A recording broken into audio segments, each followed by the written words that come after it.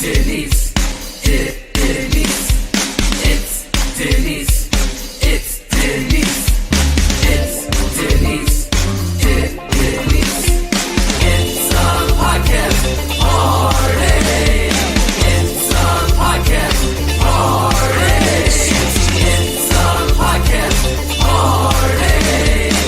I gotta say, I feel like we're besties now after this. What's up, guys? It's Denise Salcedo. Hey there, everyone. Happy Wednesday. Welcome to the show. It's Denise. You are watching Speak Now Pro Wrestling, and today it is October 26th, and we are going to be chatting all things AEW Dynamite.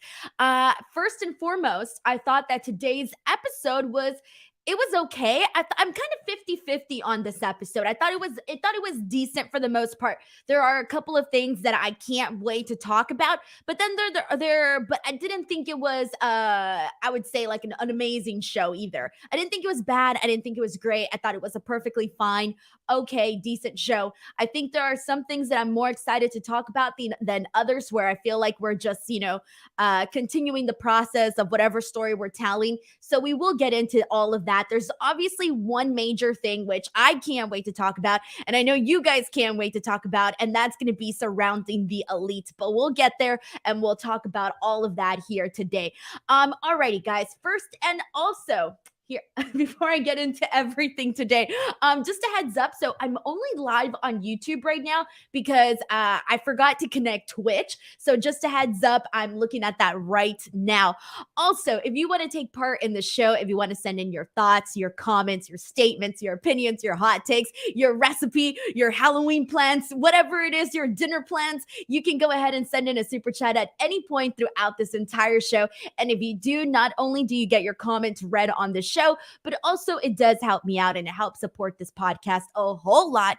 Your super chats definitely make a huge difference. F4W Online does allow me to keep 100% of the proceeds that I make from super chats after YouTube takes their cut. So thank you very much. Thank you very much.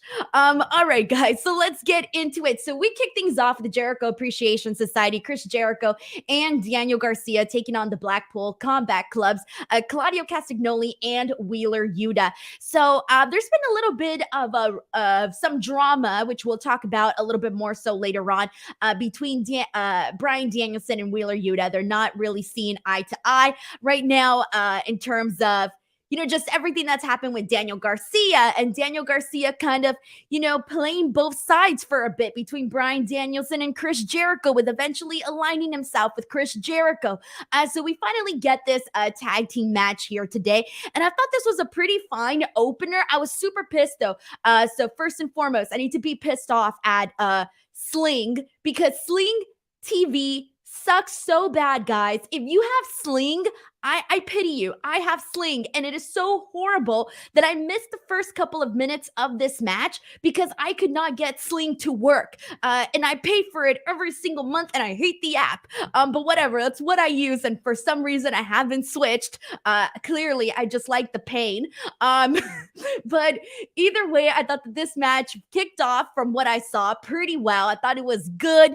I will say this, I loved when freaking Claudio Castagnoli hits those uppercuts, man, they look so freaking good. The one that he gave Jericho looked extra good today. Jericho hitting the code breaker on Claudio Castagnoli, that looked freaking awesome too. Yuta going over the top rope, taking all the guys out. I love that Yuta, the last couple of weeks, or rather, ever since we've been seeing Yuta, he's been one of those guys that I think we've been seeing a lot more of his personality, in terms of, we just talked about his last feud that he had with MJF, where they were beefing for a bit there, and that we got to see a new side of Wheeler Yuta. And I like that it's continuing, that even today we've had Wheeler Yuta sort of sticking up for himself. And I feel like that is, I don't know, it's been a little bit intriguing to see this new version, or rather this maybe upgraded version of Wheeler Yuta. So regardless, this was a perfectly fine little match here. I will say this. When Claudio Castagnoli does the big swing, it's impressive, right? But when he does it with a guy on his back, it's like extra impressive. So we had Claudio Castagnoli do the big swing on Chris Jericho with Daniel Garcia on his back, and that's never going to get old at all. So that was pretty good too. Jericho tried cheating at with his using his bat, but it didn't work out for him. Instead, Claudio just like power bombed him, and the BCC ends up getting the win here. So I thought this was a good opener. Other than that, nothing much else that I want to add for this one. But let's see what you guys here in the chat are saying. I'm going to go ahead and pull out some of these comments here and see what you're all thinking here. We got people saying, oh, Sal P says, if you know someone with a cable subscription, you can watch on the TBS app. You know what? I think I could do that. But here's the thing, though. This is my problem because I'm in the West Coast. Usually I have to wait for the West Coast feed. So I don't know if TBS would let me watch the East Coast feed. If I can watch the East Coast feed, then I'm good on that end. So I'll figure it out what goes on with all of that. All right. So let's go ahead and continue on. We got some more comments in here about this match here. People putting it over saying it was a fun opening match here. I was going to bring up a comment, but I lost it there for a second. Let's move on from this then. Let's get into the big thing that I think everyone wants to talk about, everyone. Man, the Elite. So I'm going to say maybe about half hour, 20 minutes or so before the show started, Wrestling Inc. had a updated story on CM Punk and, you know, the Brawl and just like the latest news, right? There was also a report put out by Fightful Select that Don Callis was backstage, and there was rumors of, you know, things buzzing around in terms of what's been going on with the Elite. This is the most we've heard in quite a bit, actually. It's been a hot minute since we've gotten any sort of real update regarding CM Punk or regarding the Elite. The other thing that we had just heard was that, you know, AEW was possibly, you know, negotiating a buyout for CM Punk's contract, and all of that went down too. So we had that come out, and then we had what we had today. So Wrestling Inc. put out a story that they reached out to CM Punk's camp, and one of the things that was mentioned in there not only was here's the thing. There was something that really bummed me out to read, and that was regarding CM Punk's dog. And I had a couple of people asking if they thought that this was a legit thing, if it was real or if it wasn't real, if we were believing what CM Punk was saying. And basically what was put on there was that Larry, his dog, had to have 2 teeth removed because he was hit. And from the article, they're still going with the door being kicked in, that the door was kicked in, and that essentially led to Larry getting 2 teeth loose and having to have them removed. So that was something that, man, I did not like reading at all. Like, I don't care whose side of this argument you're on, if you're on CM Punk's side, the Elite side, or nobody's side, or whatever side you're on. I don't care about any of that. I felt so shitty reading that Larry got hurt during this because he's a dog. He's innocent. That shit sucked to see. Was sucked to read rather. And there was a couple of people that like weren't believing the story in terms of like the details of it. Obviously, I don't think that this was done, you know, on purpose. We obviously know that it was an accident, and I don't think anybody meant for Larry to get hurt. It was just an unfortunate thing that apparently happened. But I really hope that I don't think that it's a lie that, you know, that Larry got hurt. I really hope that it's not a lie, because that would be like a terrible thing to lie about. So I hope it's not a lie, although there were some people that were a little bit like, is this, you know, do you actually believe this? Do you not believe this? I do believe it, because I refuse to believe that something like that could be a lie. Like, lying about a dog getting hurt is just not something that I think would be done. So it does suck that Larry obviously got hurt. But I did think it was interesting, though, that did come out, you know, just as we're getting, you know, more news surrounding the Elite and whether or not they're going to be back in AEW. And if so, when are they going to be back in AEW? So with that being said, we had all of that kind of happened ahead of the show. And then we had a little vignette that was, or this promo video, this not even a promo video, this video package that was shown. And basically it was sound bites of the Elite. It was, you know, the Young Bucks, it was Kenny, and you were hearing like their quotes from different moments throughout AEW history, and kind of a sad video. It was a sad video, honestly. If you were listening to the sound bites of what was being said, and then on the screen, they're showing these like moments that they had from the very beginning where they had that press conference to, all of these other moments in AEW. And as they're showing these images and whatnot, you're seeing them, and then you're seeing them disappear, just like we saw in Infinity War, where you're just seeing them disappear. So obviously everybody was making those jokes about Thanos and all of that. So that was kind of funny, but it was kind of emotional too. If you saw it, it almost, to me, it felt a little bit like they were promoting a documentary about something really terrible that happened in pro wrestling. That's kind of the way that I saw it. So, anyways, so they're showing a bunch of images, they're fading out, this and that. And the last image is the AEW logo.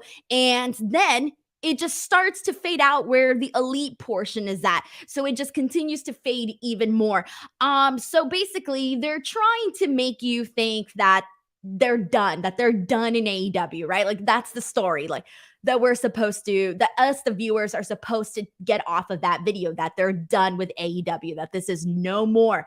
But obviously, the fact that they're even being shown tells us that clearly, them being shown even in this manner basically tells us that we should be expecting to see the elite pretty soon in AEW. I don't know when, I don't know how they're going to bring them back or what the big reveal is going to be. I have no idea, but just the fact that they were mentioned during that Hangman Page promo, not too long ago, where Hangman Page mentioned that he's been, his friends have been disappearing. That was the first thing, where he said his friends had been disappearing. And then we get this video package where they're legitimately disappearing on the graphic.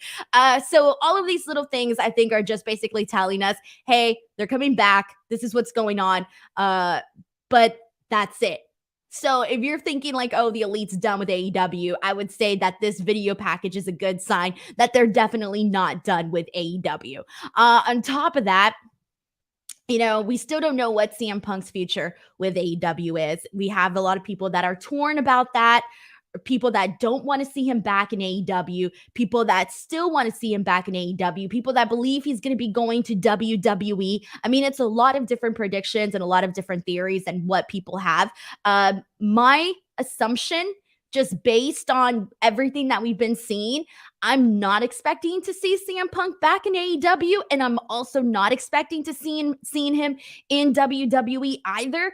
My prediction as of right now is that we're not going to be seeing CM Punk in any capacity in wrestling, and that does bum me out, though, because I am a CM Punk fan, and while, again, I do not agree with everything that happened, I am a CM Punk fan, so it does kind of bum me out that he's not going to be part of AEW anymore, especially because I was really excited about that, but, shit happens, life happens, things happen, all of that.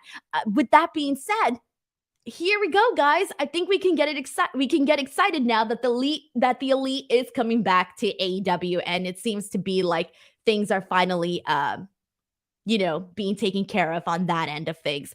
All right, so let's see what people are saying in regards to all of this, because I've been seeing a lot of thoughts coming in here about the elite and people's predictions on all of this.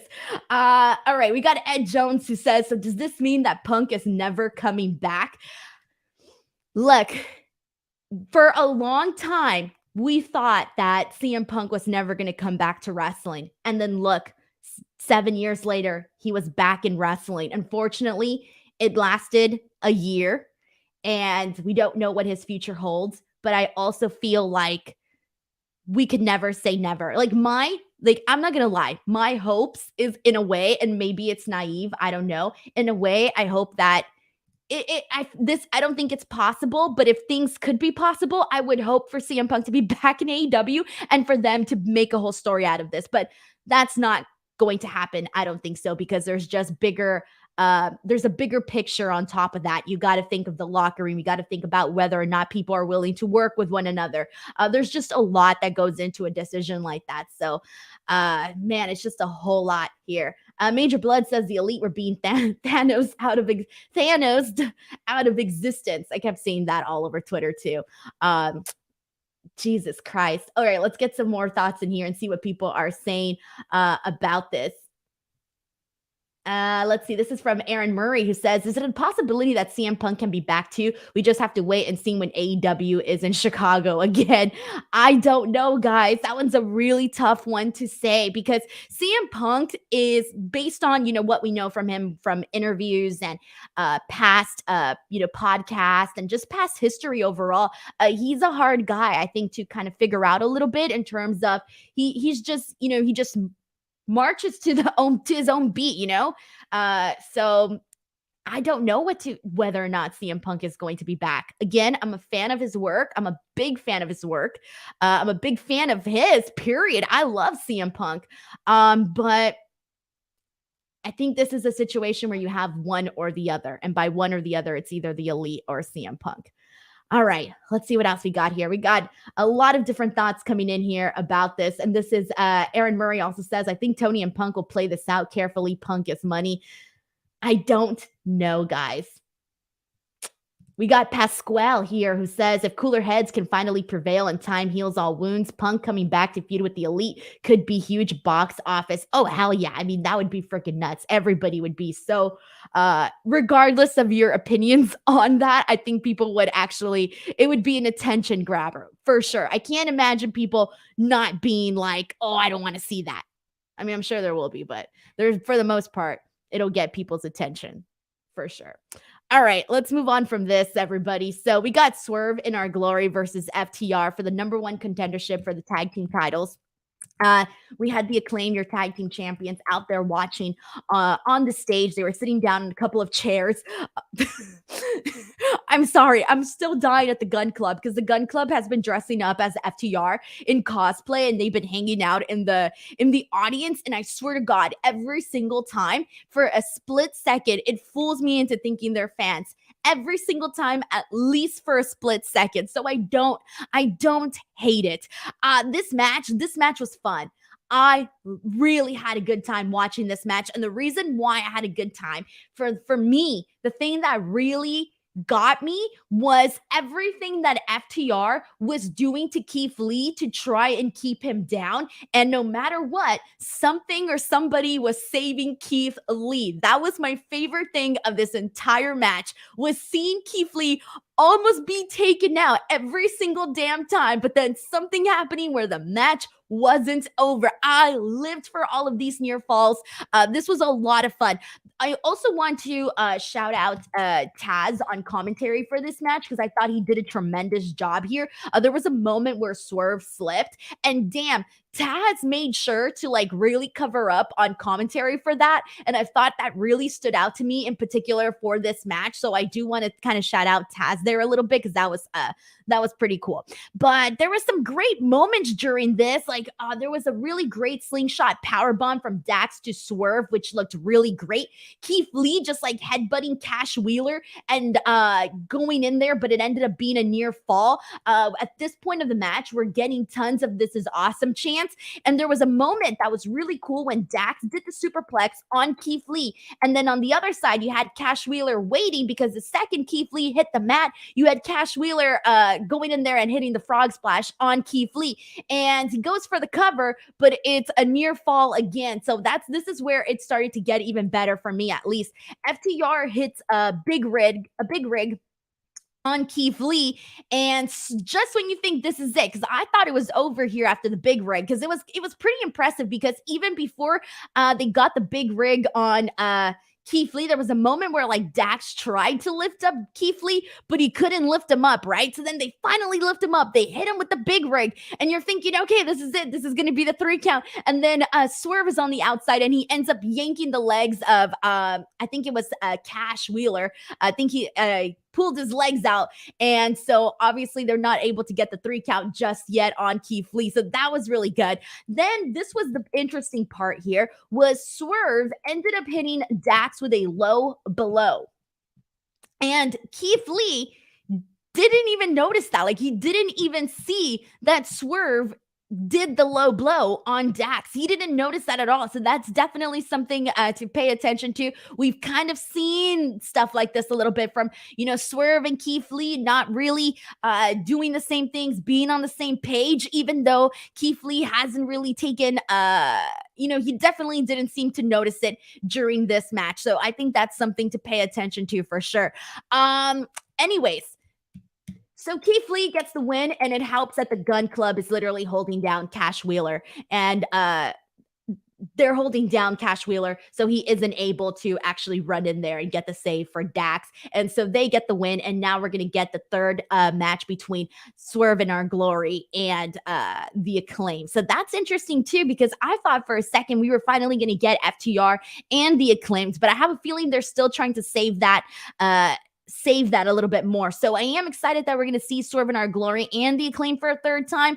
Both their matches were really great the first time, but the first time when they did it at All Out, that one to me, I liked more than the Grand Slam match. So I don't really know what to expect from the third match, whether or not it's going to be better or not. And obviously the circumstances are a little bit different too going into this match, because the first 2 times everybody was waiting to see whether or not we'd fight obviously in All Out, everybody was rooting for the Acclaimed, but it didn't happen for the Acclaimed then. And then we head on over to Grand Slam. And at that point, we're like, we for sure know the Acclaimed is going to win. But that was different though. Now, they're the champions. They have the belts. So this obviously has to, has to unfold in a different way. So we'll see how that all turns out there. All right, guys, we got a couple of super chats here, so I'm going to go ahead and pull up the first one here. Just a heads up, guys, if you do want to get your question, comment, or statement and also help support this podcast, please do send in a super chat. They really do help me out. We got one here from Sheldon Jackson. Thank you so much to Sheldon, who says, I think we all knew the Elite would come back before Punk. Plus, Sean reported that the Elite was backstage tonight. Yeah, and that was something that I also mentioned about earlier today, that Fightful Select did put that out earlier, including also Don Callis as well. And part of me, when I saw that, I thought that today was going to be the day that they were going to officially come out, be out there in their physical selves out there in the ring. But no, it seems like they're going to try to swerve the audience a little bit, at least with this whole disappearing video. So we'll see. Grapple Geekery sends in a super chat. Thank you so much to Grapple Geekery, who says, my Roku TBS channel crapped out during this match. The streams have been, and I don't know if this is just a Sling thing, because I know a bunch of people, I got hundreds of comments from people that were saying that their streams were really bad for the Canada show, when the AEW was in Canada. That stream was rough, man. It kept cutting out every two. It was just bad. They kept cutting out. There was audio issues, etc. I had at least 3 issues today, not as many, but I did have 3 issues with my stream today, at least 3 different moments. So, I don't know if it's just my app or what. Well, a lot of it is the app. The app is crap. Sorry, Sling. I'm not going to get a Sling sponsorship anytime soon. Although, if they offer me money, I will sell myself to Sling, and I will come on here and be like, yay, Sling. No. I Grapple Geekery. Thank you so much for the super chat. I appreciate that, man. All right, we got another super chat here from Danny Padilla, who says, hi, Denise. Hope you're doing well. Apologize if you already talked about this. Just wanted to get your thoughts on Punk possibly buying out his contract. Dude, I haven't talked about that portion specifically. I don't know what's going to happen with that. I have no idea, man. Part of me doesn't want to see that happen, because again, I do want to see CM Punk back in AEW, and I know that's an unpopular opinion, but selfishly, I do want to see this become, let bygones be bygones and let this become a story, right? Because I think to myself, fuck, I am a CM Punk fan. If he's done in AEW and I don't see him going back to WWE, what the hell is left? There's nothing left, So it's either AEW, either he returns to AEW, or he miraculously, I see him going back to AEW a million times before I see him going to WWE. I just don't see it happening. There's just too much bad blood with Punk and WWE on that end of things. And so then it's like, if he doesn't return to AEW, like, that's it, you know? And I know a lot of people are like, good, that's it for CM Punk, right? But oh, this is hard. This is hard for all the people that are legitimate CM Punk fans. Like, this is what I don't like that I see on social. Well, I know a lot of people are angry on social media. Shit, I wasn't like angry, but I was bummed out about, everything that occurred. But it was so fast. How I saw so many people just like turn their backs because they were angry, right? They were pissed at what happened. So a lot of people quickly were like, no, that's it. I'm not a fan anymore. But I think it's not that easy. It's not that easy just to be like, well, that's it. I'm not a fan of this person. If you've been a fan of someone for a very long time, it's a little bit harder to let go of that. So yeah, I know that's an unpopular opinion, but damn, it's just my true feelings. Thank you to Danny Padilla for sending in this super chat, by the way. I appreciate that very, very much. Juan Rodarte sends in a super chat. Thank you so much to Juan, who says, Keith Lee leapfrog over FTR. Dude, Keith Lee, whenever he does a leapfrog, obviously a leapfrog is something that we see often in wrestling, but when Keith Lee does it, it's like, holy shit, every single damn time, man. Like, it's always impressive because obviously he's a big guy, so it's just going to look cooler for sure. Thank you so much to Juan for this generous super chat. I very much appreciate that. I'm curious, like, now that I'm curious because I'm seeing all of everybody has different comments in terms of how they feel about the CM Punk situation. And I don't think any of us are going to be on the same page here, but I am curious to see what you guys think and feel in regards to the CM Punk stuff. Do you want to see him in AEW? Let me know in the chat, man. Do you want to see him in AEW? Or are you like, nah, that's done. The ship has sailed, etc. What are your thoughts on this? Let's see what people are saying. This is from Hooligan Jesus, who says, money talks. Punk is going to WWE. I don't think so, man. I don't think so. And I could be wrong. Like, I'm not no freaking, I don't know everything, but I just really don't think so, man. Jesus. All right. This is Zeno Hour, who says, I think Punk is so petty, he absolutely would return to WWE. I thought that I'm not going to lie to you, that thought did cross my mind slightly, but it's one of those things where what are you, if I'm CM Punk and I had this history with WWE and everything that went down, and then everything that went down with AEW, what are you more, I would have to be more mad about what went down with AEW than what went down with him and WWE to be like, you know what, I'm freaking pissed off that this shit went down with the Elite, that, you know what, I am going to go to WWE, right? I feel like just because it's the more recent thing doesn't mean that, I'm not going to speak for CM Punk, but from an outsider's perspective, I still think that all the bad blood between him and WWE was just like much worse. They spent years and, all the money that he spent on lawyers and all of that. I just see it as, because it was so drawn out and it killed his passion for wrestling and he was gone for so many years. I just feel like that situation seems worse. Although it's hard to say because obviously a brawl is bad. And then apparently, which we just found out today, which his dog got hurt in that too. Shit, if I saw like my dog, or I don't even have a dog, but if I had a dog, I'd be freaking pissed if this happened to me. I would be freaking livid. And I saw everybody like that are pet owners going off on Twitter about that because it's like, damn, you don't want to see a dog get hurt. But anyways, man, I can't even believe that's a topic now. Like, I can't believe I'm sitting here saying, shit, this dog got hurt in this bra. Like, that's now a topic here. Oh my God.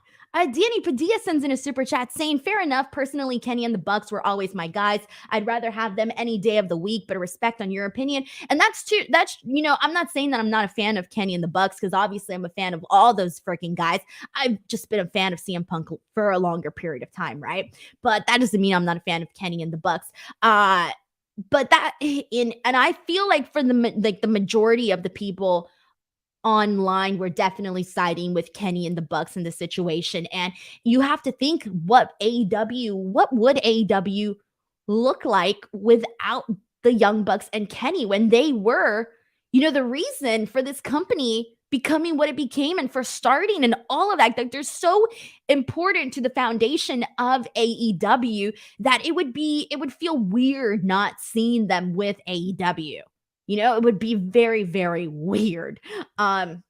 So I feel like the obvious choice was, to make amends with Kenny and the Bucks and do what needs to be done to fix or repair the mending of that relationship. Because I'm sure they were angry with everything that went down, and clearly, and with CM Punk and Tony Khan sitting there listening to CM Punk go off about, all the things that he was saying. So, I mean, there's just a lot to the story, guys. We could talk about it forever.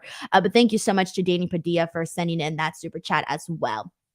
Alrighty, so let's move on from here and get into, after this, we got a backstage interaction that was pretty damn funny, actually.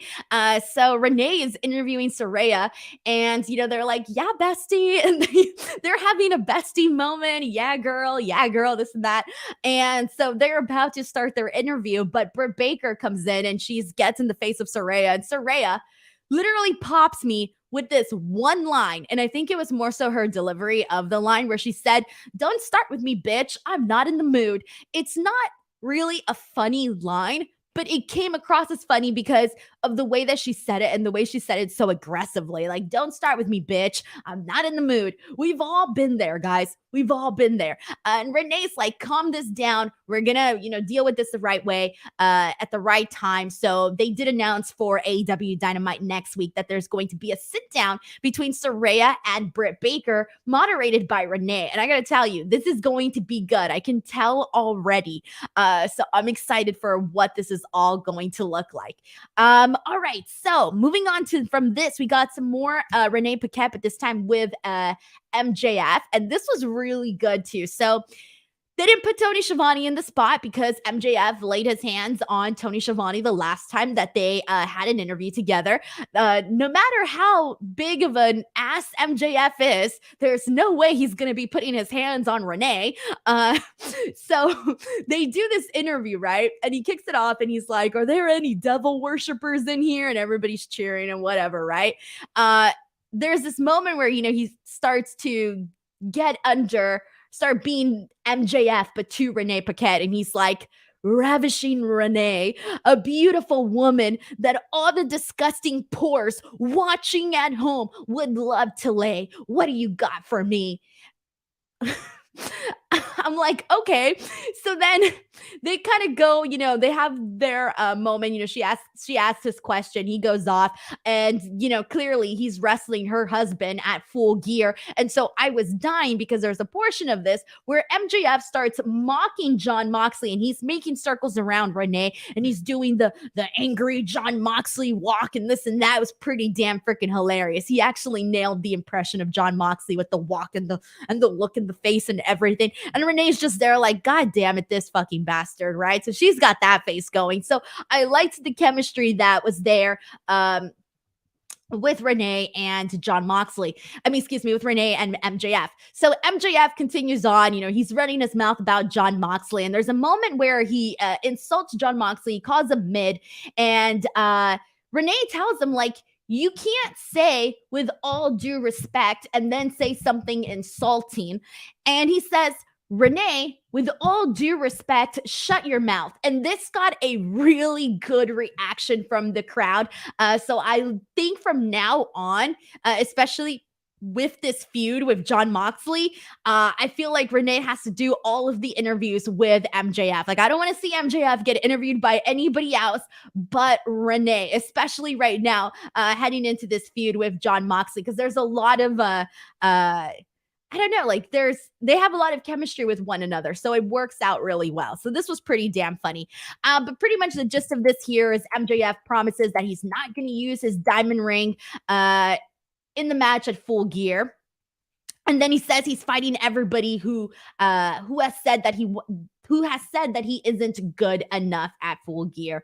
So this was pretty good stuff too as well. And we do have Stokely Hathaway, who comes out and interrupts MJF during this. And he says that if Moxley gets passed by Pentagon tonight, that the firm isn't isn't to lay a hand on him ahead of Full Gear. So this was something that was said by MJF. And if he does, and if they do, that Stokely is fired. So there you go. And then MJF does his catchphrase, and that's pretty much the end of that. I like this. This was fun. I thought MJF and Renee did a great job here.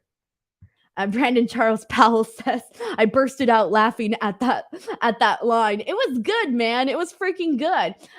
Ender Buckley says he did that walk too good.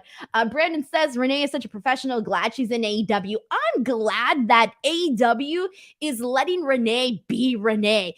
Guys, like, it is so predictable now with every interviewer that they have where it's like, hi, I'm here with so-and-so. Here's my question. Then the camera moves away from the reporter and the camera is on the wrestler as he's doing his thing. And then afterwards, we've got to do the whole, oh man, like that just happened, but just with your eyes. So I like that they're switching up the format now and letting the interviewer, Renee, show more personality, get involved a little bit because it's going to set a precedent, you know, seeing that a little bit more with you know, the interviewers and stuff. Like when I think back to like some of the best interviews with people just because it was funny with like their interactions. Obviously, you think of pretty much anybody in The Rock, but like remember all those moments with The Rock and Lillian Garcia? Obviously, it was a little bit different. It was funny because, you know, he would always do the strudel stuff and this and that. So that was pretty funny. There's a lot of different moments that I can think of with The Rock, but just seeing it now, when we've gotten so, or like even recent, Kayla Braxton and Paul Heyman, you know, like that was fun to see. So when you do have this like riff with the interviewer kind of getting involved a little bit, it helps out. I think it really does. It's better than just question. And now I just got to stand there with robotic eyes because that's what we're used to, you know, like that's the format that we've gotten used to. All right. So now let's get into the Kingdom and basically what's going on with them. So Fightful Select did report earlier today that they have signed multi-year contracts with AEW. As you all know, they made their debut on AEW Rampage a couple of weeks ago, and we hadn't really seen much of them at all after that. But today, you know, we're going to be getting freaking Matt Taven versus Wardlow for the TNT Championship. So this was just a quick little vignette. Matt Taven saying he's going to be the next TNT champion, and Wardlow's like he's going to be the next casualty of the Powerbomb Symphony. I mean, I'm expecting a good match out of this. And I'm curious to see how they portray the Kingdom, because since we haven't really seen them since their debut in AEW, I'm curious to see how they're going to be portrayed on the show, because right now they're not really, I don't know, they're not really showcasing them as like a big, you know, force to be reckoned with or anything like that. Like, I feel like it's just, oh, here's the Kingdom and that's it. You know, so I'm not expecting Matt Taven to defeat Wardlow, but I am expecting a good match because Matt Taven is a really good wrestler. So I'm looking forward to that match itself. We got a super chat here from Ray Rodrigo. Thank you so much to Ray, who says, not able to watch my favorite show, so you are my go-to to get all the results. Keep up the good work, Hollywood. Thank you so much, Ray. Seriously, you guys have no idea how much I appreciate comments like this because it is crazy sometimes to do this kind of a job because it's not easy. It's really not easy. And sometimes it messes with your freaking brain. And then you end up like fucking up because you see bad comments and you're like, oh my God, I'm so awful. And then it makes you awful when you see the bad comments and you're like, stop it, get out of your own head. So thank you so much to Ray Rodrigo for this generous super chat and comment, excuse me. All right, so Gotham Guy says, I just love your impression of the generic interviewer, so funny. And that's the thing, like, you think you have to do that, right? Like, if you were to tell me, hey, Denise, like, if I would have gone into an audition and they were like, hey, do it like this, I'd be like, hi, everybody, I'm Denise Salcedo, and standing with me right now is the tribal chief, Roman Reigns. Roman, you know, like, because that's what you think you have to do. I don't know anymore, guys. I don't know anymore. All right. Sammy Guevara versus Bryan Danielson, everybody. So we had an earlier backstage segment. Renee is interviewing Bryan Danielson. He's frustrated that he lost to Chris Jericho. He's frustrated that Daniel Garcia turned on him. Wheeler Yuta comes at him, and Wheeler Yuta tells him that, I have it in here somewhere. I want to get the actual quote of this. He's like, I'm not a kid. I'm a grown ass man. When Wheeler Yuta said that, that popped me. I don't know why, but lines like that really do pop me. Either way, so Bryan Danielson says he's going to take all of his anger out on Sammy Guevara tonight. And let me tell you, Bryan Danielson did not lie. He literally kicked the living shit out of freaking Sammy Guevara here tonight. He was getting him with the yes kicks. He was getting him with everything, man. And I will say this, God, when was it? So the last match that Sammy had, that main event tag team match where Sammy ended up getting the win for his team, I remember coming on here and talking about how bad the heat for Sammy Guevara was, because it was so bad. And I remember talking about how I felt the crowd had officially turned on him, especially just everything that happened with Andrade, everything that happened with Eddie Kingston. It was just building up into this point. So I will say this, I noticed a lot more, less heat for Sammy. It wasn't as bad as it was during that match, during that main event match. So I guess good for Sammy that he's not getting that kind of heat, at least not as bad as he was the last time. So that was something that was noticeable today. So I felt like pointing that out as well. There was a moment Bryan locks in the Laval lock, but Sammy Guevara is able to get out of it. Spanish fly off the top rope, looked pretty damn good. He goes for the pin. It's another near fall. Sammy gets so frustrated, he starts biting Bryan Danielson, and then Bryan does a reverse Hurricane Rana, which looked really great. I always pop for that, by the way. That's always looks very impressive to me. Finally, Danielson gets him with like a ton of stomps to the face, what you're used to seeing, gets him with the triangle choke and the elbows. And so Sammy ends up passing out. Like he's done, he's out, lights out. This was interesting too. I thought it was interesting that they had Sammy pass out for the finish. I didn't hate it though. I know some people are going to be like, oh, you know, he should have just tapped, whatever, right?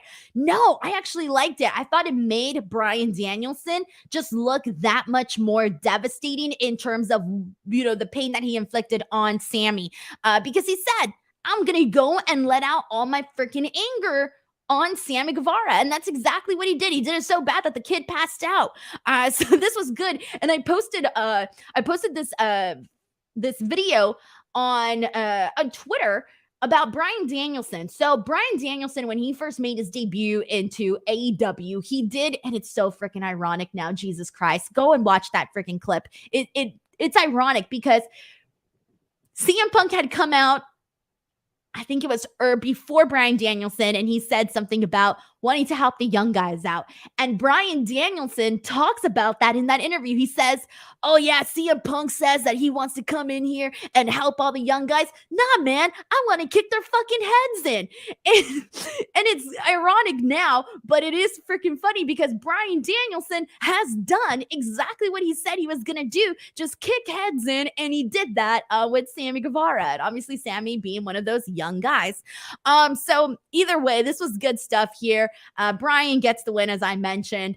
I liked it. Bryan going out there, getting his anger out on everything that happened. I'm good with that. I thought this was a fun match. This was a really fun match, and that's what I was expecting it to be. We got a super chat here from Ray Rodrigo. Thank you so much to Ray, who says, LOL, get it. Thank you so much, Ray. Grapple Geekery sends in a super chat. Thank you so much. Who says, you rock, Denise. We appreciate the hard work. Thank you so much, Grapple Geekery. You've been making me laugh a lot on Twitter, actually, or was it YouTube? Somewhere I've been seeing your comments and they've been making me laugh real hard too. Thank you so much. Let's see what else we got here and see what people are saying. People putting over the Sammy Guevara Bryan Danielson match, calling it an excellent match back and forth. I agree with everybody here. All right, so let's get into Jamie Hayter versus Riho. So this was another one that I was excited for. I think looking at the card today ahead of the show, I thought, okay, we're going to get a lot of good in-ring stuff. You know, obviously Bryan Danielson, Sammy Guevara, the opening match, freaking FTR and Swerve in Our Glory. In terms of quality matches, they were there. They were there tonight.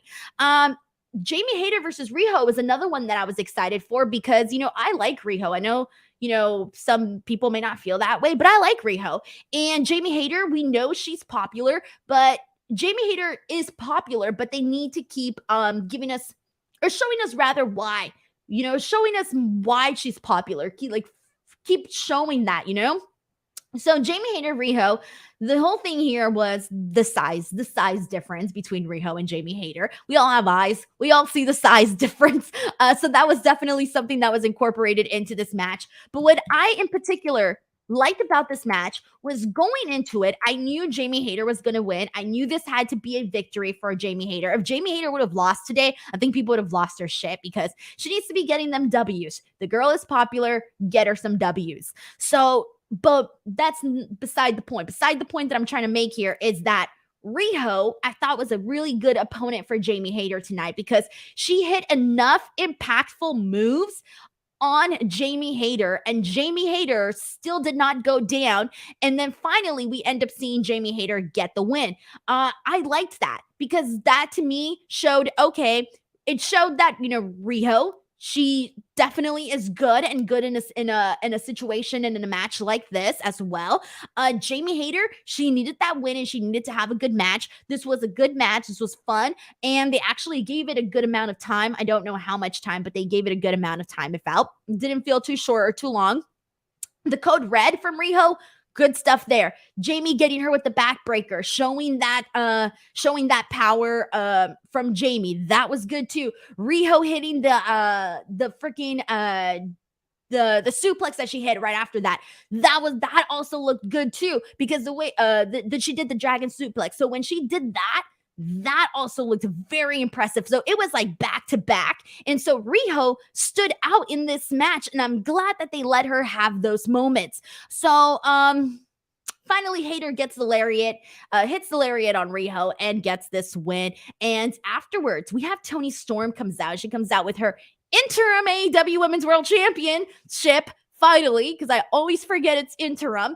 So she comes out with the interim championship. And dude, I just need to say, Toni Storm looked, I don't know what she's doing, but she is looking like better than ever, okay?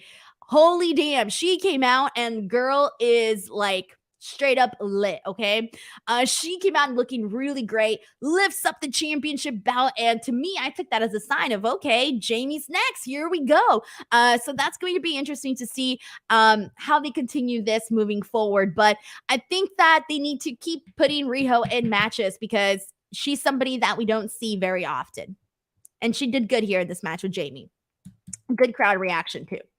We got a super chat here from Grapple Geekery. Thank you so much to Grapple Geekery, who says, I'm a Hayter lover. She needs to lose the DMD.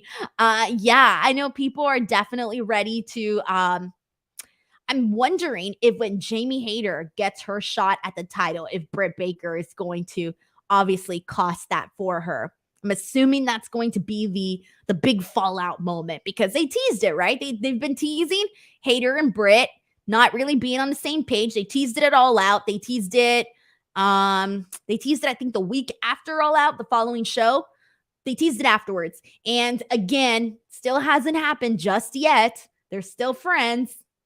So we'll see. But who knows? Because right now, Britt's doing her whole thing with Saraya. So they might not want to, loop. I don't know what they're going to do there. We'll see. Danny Padilla sends in a super chat saying, can we take a sec to give it up to Jon Moxley, whether by design or circumstance? The guy has carried AEW on his back for a while. Jon is the man, and he was supposed to be on vacation. The man was supposed to be on vacation. Let's not forget that. Good comment, good super chat there, Danny. Thank you so much for sending this in. Alrighty, so after this, actually this leads us into who Daniel was talking about with Jon Moxley versus Pentagon for the AEW World Championship. Now, I think I'm going to have an opinion that many of you are probably not going to be expecting. So I'm going to start off by saying this was a fine match, but I was a little bit disappointed. I know. Bring on the hate comments, everybody. Bring them on. I know everybody's going to be really mad. I was a little bit disappointed in this match because when I saw that it was going to be Jon Moxley and Pentagon, Penta cero miedo, I was like, yes, this is going to be so freaking good.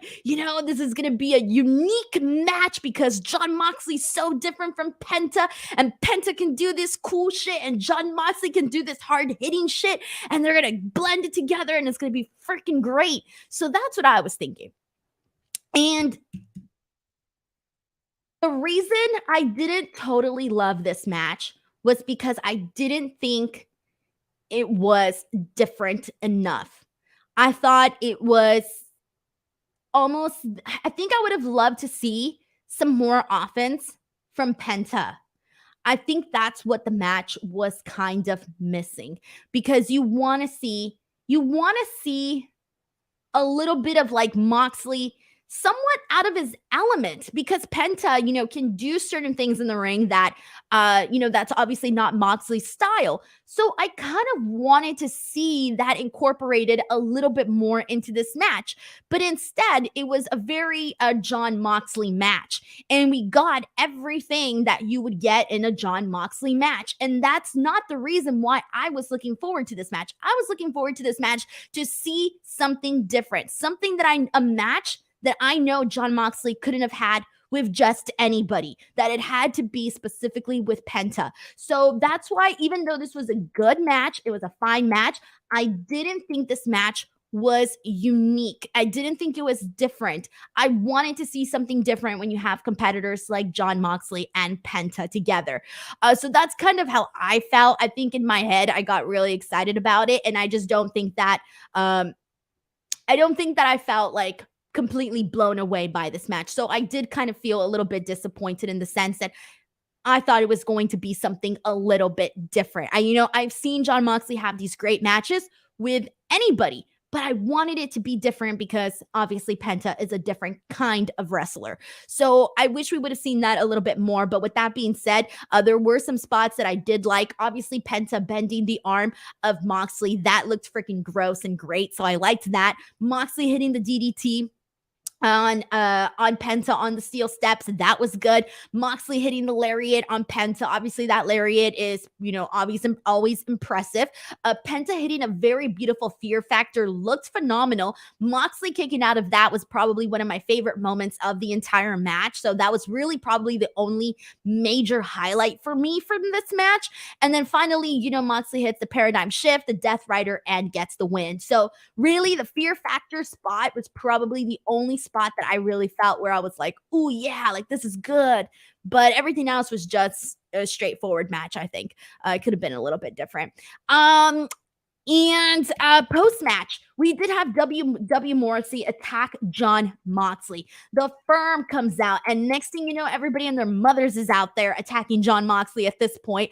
And they show that the locker room was locked. And so that is why nobody was coming out to help out Jon Moxley. So he's getting, beat up by 100 men, and he's just there taking it.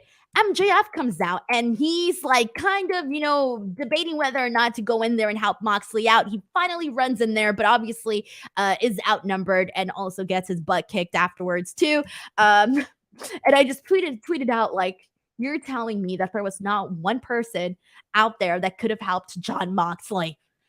There had to have been somebody in the hallway, hanging out, in catering, in the bathroom. Or maybe if you're in the bathroom, I could see that as a legit reason why you wouldn't go help the guy out. But either way, that is how we close out this show. Before we get into the matches that were announced for Rampage and Dynamite, we got a super chat here from Jose Palomares. And Jose says, that shoulder snap, though, completely off topic. Fave top 3 Midnights, 3 a.m. edition tracks. I'm sure I'm not the first or last to ask. So I'm going to do a ranking video at one point. So I'm going to kind of keep that wrapped up a little bit, sealed up just a little bit, because I do have a ranking video that I am going to do for this, for the Midnights album. And I've been listening to it freaking stop. But I also want to say that I completely agree with you on that shoulder snap from from Pentagon. That was freaking awesome. Thank you so much to Jose for sending in this super chat here. We got a super chat here from Danny Padilla, who says, please, we could have never hated you, Denise. Thought the match could have been better as well. Maybe in a rematch one day. Brandon Charles Powelson's in his super chat saying, would MJF the Devil allow his guys to beat the crap out of him just to deceive the masses? I shall ponder that question through the night. With MJF, you never really know. He always has something up his sleeve, so you never really know what to believe when it comes to MJF, all right? You just have to see what the hell MJF is going to do next. You can't predict MJF at this point. I've tried and failed many times. Thank you, Brandon, for also sending in this super chat. All right, guys. AEW Rampage matches that were announced for this Friday, and I will be here this Friday talking about Smackdown and Rampage. Claudio Castagnoli and Wheeler Yuta will be taking on Matt Menard and Angela Parker. That should be an okay match. That should be good. Looking forward to that. It's been a minute, I feel, since we've seen Matt Menard and Angela Parker team up together in a match, so I feel like it's been a minute. All right. Madison Rayne versus Ty Mello. I think that'll be okay.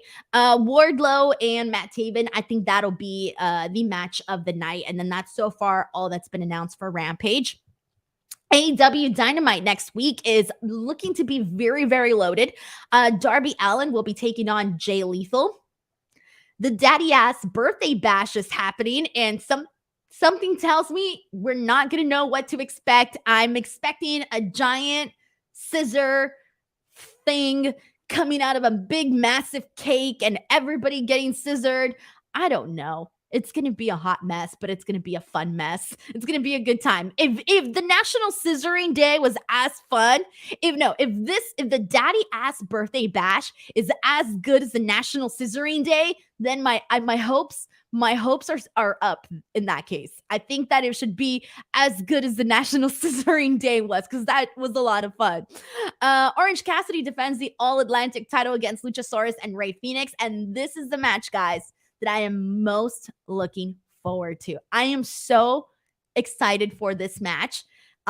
This is the one that next Wednesday, when I remind myself, oh yeah, today's Dynamite, this is going to be the match that I'm like, yes, I can't wait to watch it.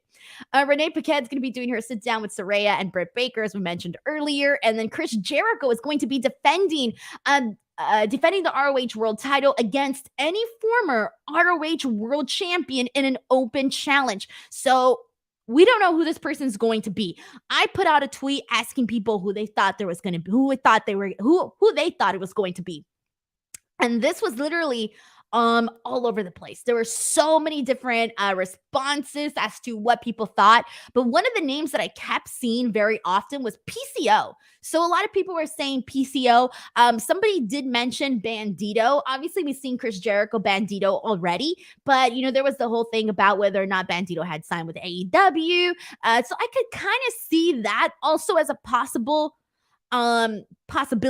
but I don't think so, because I think it has to be somebody that we haven't just seen, somebody different in a match like this with Chris Jericho. So there is a lot of different opinions onto who this may be, but those were some of the names that were thrown in there. There were a couple of people saying Adam Cole, but we still don't know what's the latest with Adam Cole. So I feel like that one, it's too, I don't know. I feel like I can't say because nobody knows, right? So there you go. That was AEW Dynamite, October 26th. I look forward to talking about it next week as well, based on everything that we know that's going to be happening thus far. But other than that, guys, that's a wrap for today's show. Thank you so much for tuning in each and every single week. I seriously appreciate you guys. If you haven't already, click that subscribe button for F4W Online here on YouTube, because we are so close to 100K. It's not even funny. We're almost there. Like, it's going to be happening sooner rather than later. It's going to be happening. Also, if you haven't already, head on over to my YouTube channel, youtube.com/Denise Salcedo. I'm going to have some cool stuff coming up there. Lots happening there. So please make sure to head on over there and click that subscribe button. Other than that, I'll see you guys next time. Bye, everyone. Thank you so much for tuning in.